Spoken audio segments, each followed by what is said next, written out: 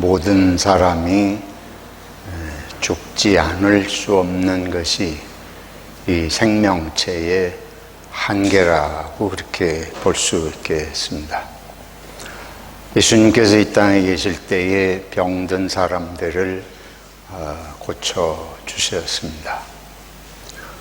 그러나 성경에 예수님께서 많은 사람을 고쳐주셨지만 모든 사람의 모든 병이 고침을 받는 것은 또 아닙니다.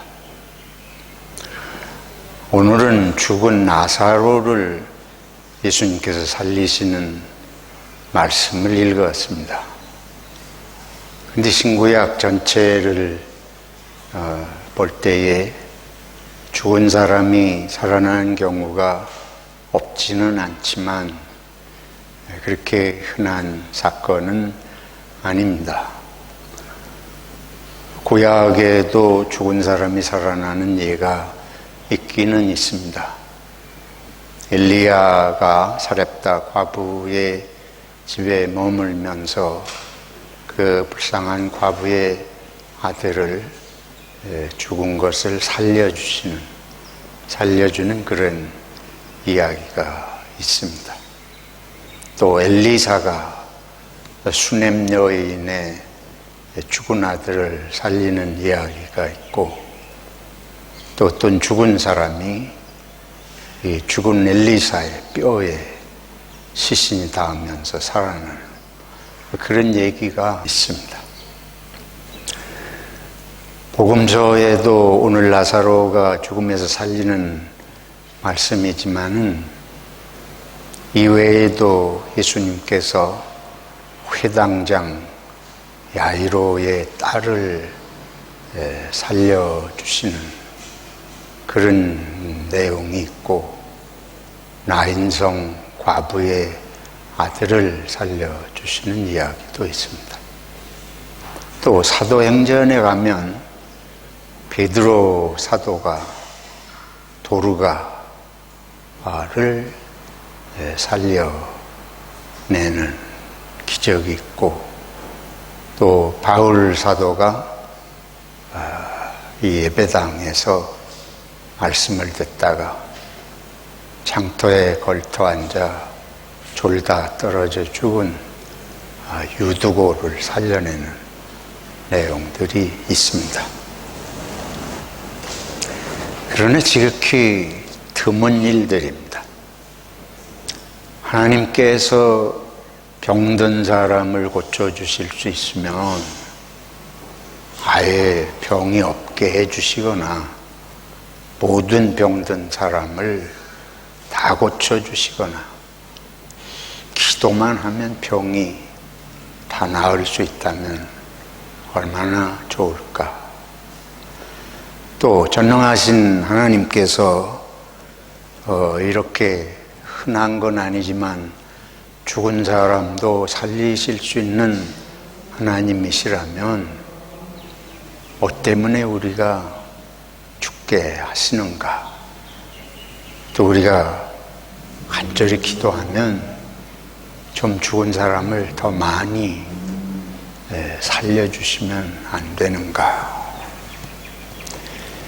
궁극적으로 우리가 왜 반드시 죽어야 하는가. 죽음은 누구도 원치 않지 않습니까? 그래서 이 죽음의 문제, 이거를 좀 깊이 생각해 볼 필요가 있겠습니다. 왜 죽어야 하는가?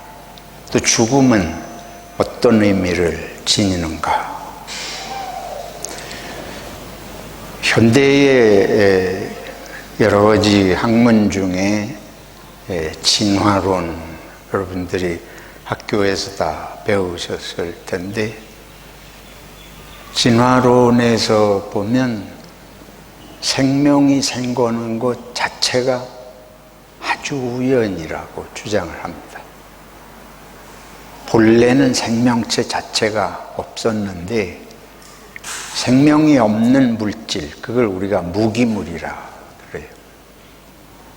근데 그런 무기물 속에서 들어가다가 우연이죠. 어떡하다 하는 것은 우연히 하나의 유기물, 생명체가 어떻게 생겨났는데 그것이 점점점 진화해가지고 이 지구상에 수많은 일은 인간뿐만 아니고 강아지고 송아지고 무슨 쥐고 바퀴벌레고 이런 것까지 그 조상은 그 하나라는 거예요. 거슬러 올라가면 다 그것이 하나의 그런 무기물이 유기물로 변화되는 거기서부터 다 이렇게 파생돼서 진화해서 생겨났다. 그러면 진화론의 입장에서 볼 때는 생명이 우연히 생겨났으니까 죽는 것은 원하지는 않는데 그냥 극복하지 못해서 죽음이 오는 거예요. 사는 동안에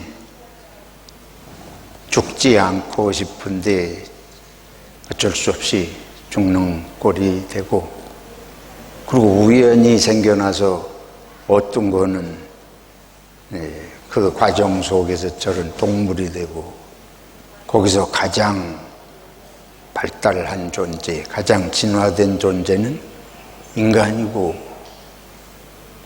그러니까 그게 의미가 뭐가 있어요? 거기에 생명의 존재 의미를 찾는다 그러면 더 나은 존재로 진화해야지. 아주 쉽게 생각하면. 성경은 이런 내용하고는 전혀 다른 말씀을 우리에게 주시지 않습니까? 현대인들은 이 서구 과학이 발달하면서 과학만이 진리라는 이 과학주의에 빠졌습니다.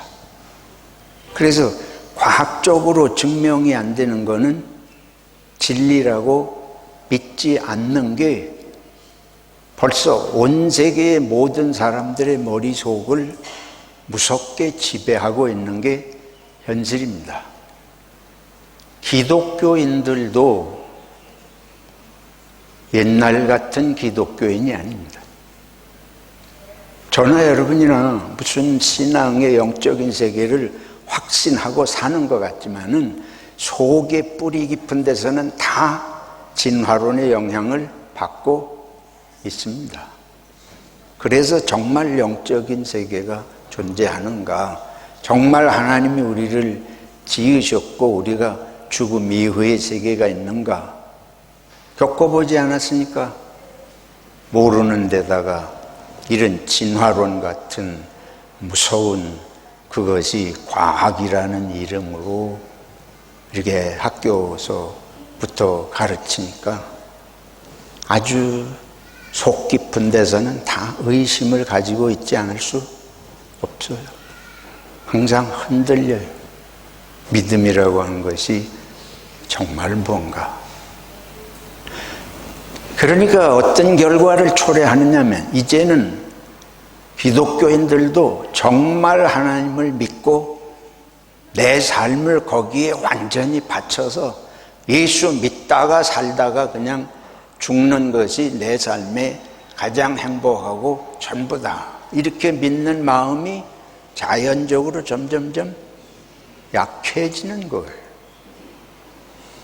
그래서 정말 그런 신앙 고백하기가 어렵습니다. 오늘 이 마르다와 마리아 자매에게 오라버니, 오빠인 나사로가 있는데 나사로가 병들었습니다. 근데 마르다와 마리아가 평소에 예수님을 사랑하고 예수님도 예루살렘에 가실 때마다 이 베다니에 있는 이 자매들의 집을 들리곤 하셨습니다. 이들이 예수님께서 병을 고치시는 그거를 알기 때문에 예수님이 계시면 우리 오라버니가 죽지 않고 살 텐데 그래서 급하게 예수님 계신 곳을 찾아가서 이 나사로의 병든 걸 알렸습니다. 근데 예수님께서 빨리 가서 고쳐주신 것이 아니고 그냥 그곳에 머물던 곳에 이틀이나 더 머뭇거리시고 나사로를 고치러 곧장 가시지를 않습니다. 그러면서 제자들하고 하는 대화가 여러 가지를 생각하게 만들어요. 제자들이 이제 나사로가 병들어서 죽을 병인데 왜 예수님이 곧장 가셔서 고쳐주시지 않는가? 예수님께서 나사로는 잠들었다. 근데 제자들은 그게 정말 잠들은 줄로 생각하는 거예요. 근데 예수님은 죽은 것을 잠들었다고 말씀하신 거죠. 그 제자들이 깨닫지를 못하니까 나사로가 죽었다, 사실은. 그러면서 이제 죽었다고 해 놓으시고는 제자들하고 그 베다니로 가시겠다는 거예요. 그러니까 제자들이 베다니는 예루살렘 바로 코앞인데 거기 갔다가 또 예루살렘에 있는 바리새인이나 이런 사람들에게 들키면 또 이게 홍역을 치를 텐데 안 그래도 지금 예루살렘에서 홍역을 치르고 바리새인들이 예수님을 죽이려고 온갖 꾀를 부리는 상황에서 피해서 지금 갈릴리로 가고 있다가 이 얘기를 들었는데 도루구름 예루살렘으로 가면 거기서 또 무슨 변을 당할지 알 수 없지 않는가. 그래가지고 여기 보면 디두모, 도마를 디두모라. 근데 디두모라고도 하는 도마가 예수님이 다시 가신다니까 가긴 가는데 뭐라 그러는가 하면 우리도 주와 함께 죽으러 가자. 이런 그 엉뚱한 얘기를. 근데 제자들은 그게 아주 두려운 일이죠. 어쨌든 주님이 나사로의 집에 가셨습니다. 근데 이미 나사로는 죽어서 나흘이나 됐어요. 마르다 마리아 자매가 주님께서 좀 빨리 오셔서 어떻게 해주셨으면 여기에 계셨더라면 우리 오라버니 안 죽었을 텐데 하고 애통해하는 모습을 보시고는 나사로가 어디에 있느냐? 무덤에 가시잖아요. 무덤에 돌문으로 막아놨는데 돌문을 열게 하시고 이때가 벌써 죽은 지가 얼마래요? 나흘이나 돼가지고 냄새가 벌써 난다. 이스라엘 기후가 더우니까. 근데 예수님께서 말씀하시는 거 보면 예수께서 이르시되 네 오라비가 다시 살아나리라. 그러면서 실제로 그 장면에 가서는 큰 소리로 나사로야 나오라. 그러니까 죽은 자가 수족을 배로 동인 채로 그 배로 동인 채로 나왔다는 거예요. 그리고 그 얼굴은 수건에 쌓였더라. 예수께서 이르시되 풀어놓아 다니게 하라. 정말 기적입니다. 정말 불가능한 이런 역사가 일어났습니다. 근데 이 얘기가 아주 길어요. 요한복음의 특징 중에 하나는 예수님하고 그 수가성 여인의 대화가 길어요. 근데 여기 이 나사로 이야기도 1절에서 45절까지 아주 긴 이야기를 하고 있습니다. 이 말씀을 이제 상세하게 기록하시는데 그 중간중간 내용을 이제 한두 곳 우리가 보면, 어떻게 보면 예수님께서는 나사로가 죽은 걸 놓고 뭐라고 그러시는가 하면 기뻐하셨다. 그렇잖아요. 그런 식의 표현입니다. 나사로가 병들어 있을 때 그 옆에 주님이 계시지 않은 걸 기뻐하셨다. 다른 마리아나 마르다나 이들은 예수님이 옆에 계셔서 살려주셔야 기쁜 거 아니에요. 근데 예수님 거기 없었던 걸 기뻐하시고 제자들하고 함께 하시면서 이 얘기를 하시는 거예요. 이거는 뭘 말씀하는가 하면, 예수님께는 죽음과 삶이 마찬가지예요. 우리는 죽으면 다 끝나잖아요. 죽으면 모든 게 끝이에요. 그래서 죽음에 대해서는 대화하기도 피해가는 거예요. 그런데 예수님에게는 죽음이나 삶이나 병든 거나 이게 그렇게 심각한 문제가 아니에요. 빨리 가서 고쳐주시지도 않고, 오히려 어떻게 보면 일부러 지체하셨다고 느껴질 정도예요. 나사로가 죽기를 기다리셨다고 얘기하면 좀 민망하지만은 그렇게 보이지 않습니까? 이게 죽을 병이 들었다고 알려드렸는데 이틀이나 지체하시고 안 오시니까 무슨 생각이 들겠어요? 예수님이 예루살렘에서 심각하게 그렇게 바리새인들이 죽이려고 하고 문제가 되니까 예수님이 예루살렘 근처를 가기가 싫으시구나. 저와 여러분 같으면 별 상상을 다 하잖아요. 세상은 순진하게 보지 않습니다.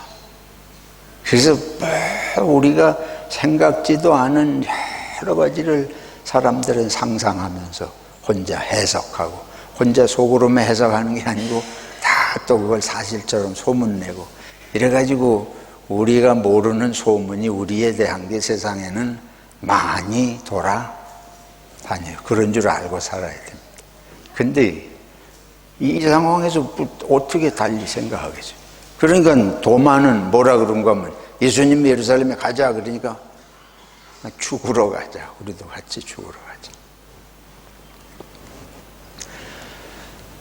우리는 죽음 이후를 경험해 보지 않았기 때문에 죽으면 다 끝이라. 근데 주님께는 죽음은 하나의 과정이에요. 우리가 모든 게 끝장난다고 생각하는, 부자도 죽고 가난한 자도 죽고 모든 사람이, 똥똥거리던 사람도 죽음 앞에서는 피할 수가 없고 다 죽고, 그러니까 이제 죽음이 모든 삶의 끝장이고, 죽음 앞에서는 삶의 의미가 도대체 뭔가, 이것마저도 우리들이 절망이 되고 허무하게 생각하고 그러는데, 예수님은 이 안타까운 오라버니가 죽을까봐 안타깝게 예수님을 찾는데 이렇게 지체하시다 가가지고 오히려 그 자리에 없었던 것을, 이게 아무에게나 한 얘기는 아니고 제자들에게, 왜 그러냐면 제자들에게 이제 이게 하나의 중요한 깨우침의 계기라, 그렇게 볼 수 있는 것입니다. 다 죽었는데 죽은 사람을, 여기 우리가 지금 읽은 대로 수족을 동인 채로, 그리고 걸어 나오는데 얼굴을 수건으로 싼 채로, 근데 나사로야 나오라, 이 말씀 한마디에 어떤 장면이 생각이 나요. 하나님께서 세상에 빛이 있으라, 그러니까 빛이 있었다고 하는 그 말씀처럼 죽어 동요매 놓은 나사로가 나오라. 그러니까 그냥 일어나서 나왔다는, 이거는 설명이 필요 없고 할 수도 없는, 상상이 안 되는. 그러니까 주님께서는 하나님의 능력으로 하나님 자신이신 주님에게는 삶과 죽음은 경계가 없는 거예요. 이게 오늘 메시지 아주 중요한 것입니다. 예수님이 제자들에게 깨우쳐 주시고자 하는 것은 하나님에게는 삶과 죽음이 한 과정이에요. 넘어갔다 넘어왔다 하는 것이 문제가 되지를 않습니다. 우리 삶에서 죽음이 문제가 아니고 한 과정이라, 죽음 이후에 생명의 세계가 있다. 그렇다면 우리들의 살아가는 의미가 다르지 않을까요? 죽음이 전부라고 생각하는 사람, 이 세상에서 사는 동안 진화론이 말하는 것처럼 강한 자가 살아남고, 그러게 몸부림하다가 죽기 싫지만 그냥 죽어야 되는 이런 개념으로 사는 삶하고, 죽음과 삶은 넘나드는 하나의 과정으로 이해하는 사람하고 어떻게 삶이 살아가는 의미가 같겠습니까? 어떻게 삶을 대하는 태도가 같겠습니까? 이건 삶의 근원을 흔드는 말씀입니다. 그래서 우리들이 죽음이라고 하는 게 한 과정이다 할 때는 그건 삶의 모든 영역에 적용되는 원리예요. 조금 불행한 일이 생겼다, 조금 고통스러운 일이 생겼다, 조금 병드는 일이 생겼다, 그러더라도 이것이 하나님 안에서 한 과정이라 생각할 때에 그걸 대하는 태도가 다르지 않을 수 없잖아요. 마르다와 마리아가 오라버니가 죽으시면 이제는 다시는 못 돌아온다. 그러니까 막 예수님에게 가서 알리고, 이 곧바로 막 오시지 않은 게 원망스럽고, 그래서 예수님이 오시니까 이미 오라버니 죽었는데 이제 오시면 무슨 소용입니까? 여기 계셨더라면 안 죽었을 텐데. 그게 막 원망스러운 거예요. 안타까운 거예요. 애통스러운 거예요. 분통도 나고, 어떻게 보면 슬픔이 극에 달한 이런 거라고 볼 수 있습니다. 이게 우리들의 모습이에요. 우리는 막 분노가 하늘을 찌를 때도 있고, 너무 슬퍼가지고 가슴이 찢어지는 것 같고, 이런 모든 일들에 대해서 이제 마르다 마리아가 예수님이 나사로에 나오라 해서 나오는 걸 그들의 눈으로 봤을 때 마르다 마리아는 어떤 생각을 했을까? 그들이 어떤 생각을 하게 됐을까? 뭐 생각이고 뭐고 하여튼 그 장면에 기절초풍할 일 아니에요. 그러니까 우리가 저 끝에서 봐야 돼요. 끝에서 지금을 봐야 됩니다. 그리스도인의 삶의 의미는 저 끝에서 봐야 돼요. 세상은 기껏해야 죽음에서부터 보죠. 죽음이 두려운 사람은 아예 죽음을 생각하지 않고 지금만 살아요. 또 과거만 끌어안고 살 수 있습니다. 이 지난날 이렇게 살았는데, 또 지금 몸부림하는 거, 거기에 목숨을 매달고 살았다 죽었다 하루에 12번씩 그럴 수도 있겠죠. 그래서 죽음, 그나마 이제 죽음을 생각하면 내가 죽을 때가 온다. 그러면 이 많은 재산 모아놓은 게 다 무슨 의미가 있겠는가 생각도 할 테고, 죽음이 눈앞에 오면 내가 이렇게 성질 부려가지고 무슨 소용 있나, 내가 성질만 떨다 보면 내 장례식에 안 올 텐데 다. 여러분 그런 생각 아무도 안 하시겠죠. 그런데 이제 여기 오늘 말씀이 주는 것은 죽음 너머에서 보아야 한다는 것입니다. 그게 바로 부활의 의미예요. 부활을 믿고 사는 사람과 그렇지 않은 사람은 일상생활도 다르게 의미가 부여되는 줄로 믿습니다. 삶에는 골짜기도 있고 높이 오를 때도 있고, 그런데 항상 무슨 생각을 해야 되는 건 이건 하나의 과정이다. 우리는 저 영원한 부활의 생명으로 나아가는 여정, 순례의 과정 속에 있다. 할렐루야. 예, 이 믿음이 없으면 다른 모든 것이 이 현실적인 문제를 벗어날 수가 없게 됩니다.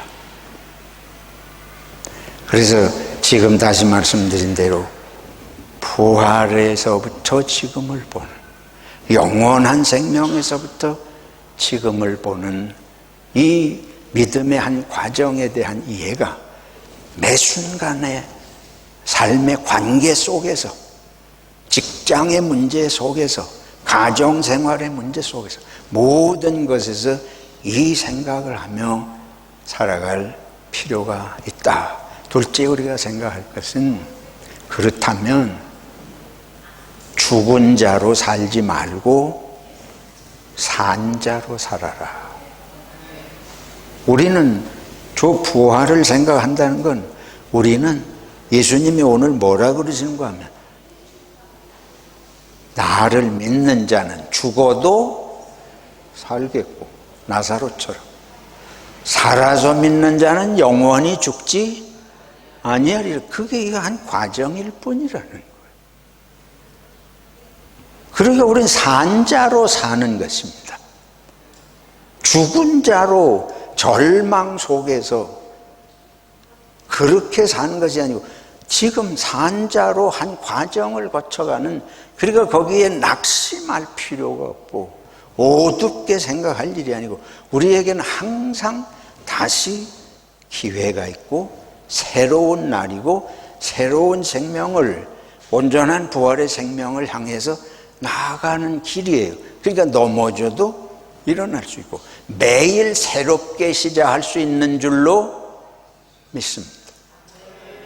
영원한 세계를 볼 때에 새로 시작할 수 있는 용기와 소망은 매일매일 주어지는 하늘로부터 오는 은혜인 줄로 믿습니다. 그래서 우리가 에스겔 37장을 읽었습니다. 마른 뼈들이 살겠느냐? 하나님께서 인자야 생기를 불어넣어라. 생기가 들어가면 마른 뼈도 산 뼈가 됩니다. 그래서 하나님께서 내 영을 부어주겠다. 하나님의 영이 들어오면 죽은 것 같으나 산자 옳습니다. 그래서 우리는 병들었다고 낙심할 일이 아니에요. 황혼이 되었다고 낙심할 일이 아닙니다. 내가 이제 뭐 몇 날이나 살겠다고 그래. 그리스도인에게는 그것이 없습니다. 몇 날이나 살겠다고가 아니에요. 우리는 저 영원한 생명으로 거쳐가는 과정이기 때문에 지금 해야 할 일은 최선을 다해서 산자로 사는 거예요. 젊을 때나 어릴 때나 나이든 때나 삶의 의미와 목적이 분명하면 그 가치는 달라지지 않습니다. 나이 들어도 배워야 됩니다. 나이 들어도 열심히 살아야 돼요. 이거는 세상하고 우리 삶이 다르지 않습니까? 왜? 지금 말씀드린 대로 제자들에게 예수님은 이걸 보여주시려고 한 거예요. 영원으로 하나님에게는 죽은 자도 산 자도. 그러니까 죽은 자로 살지 말고 산 자로 살아라. 우리 로마서 말씀 읽었잖아요. 생명에는 육의 생명이 있고 영의 생명이 있습니다. 영이 살려야 육도 사는 거예요. 근데 영이 희망이 없어지면 육은 있으나 만약 세월만 간다는 게 죽은 생명을 산다는 얘기예요. 시간만 보내면 그게 죽은 걸 사는 거 아닙니까? 그러니까 로마서 13장에 바울 사도가 말씀하잖아요. 일어나 빛을 발하라. 결론입니다. 우리는 이것을 전하도록 부름받은 줄로 믿습니다. 세상은 죽음을 살고 있어요. 죽음을 걸어가요. 죽으면 끝났다고 그러는데 우리의 소망은 뭐냐? 예수 믿고 기도해서 병난 것도 감사하지만 궁극적인 건 우리는 죽지 않고 영원을 향해 갑니다. 예수 그리스도 안에 살아서 믿는 자는 영원히 살겠고 죽어도 죽지 않고 영생하는 길을 간다. 그래서 오늘 이 말씀은 진리입니다. 요한복음은 예수 그리스도를 통해서 우리는 영생을 산다. 지금 영생을 살고 있고 이것을 전하라는 거예요. 이것을 믿으면 전해서 다른 사람들에게도 영원한 생명이 있는 것을 증거해서 죽은 자로 살지 말고 산 자로 살아라. 할렐루야. 기도하겠습니다. 하나님 아버지, 우리에게 영생의 생명을 주시니 감사합니다. 날마다의 삶 속에 영원을 향해서 살고 죽은 자로 살지 않도록 성령님 우리 속에 영으로 함께하여 주시옵소서. 예수님의 이름으로 기도하옵나이다. 아멘.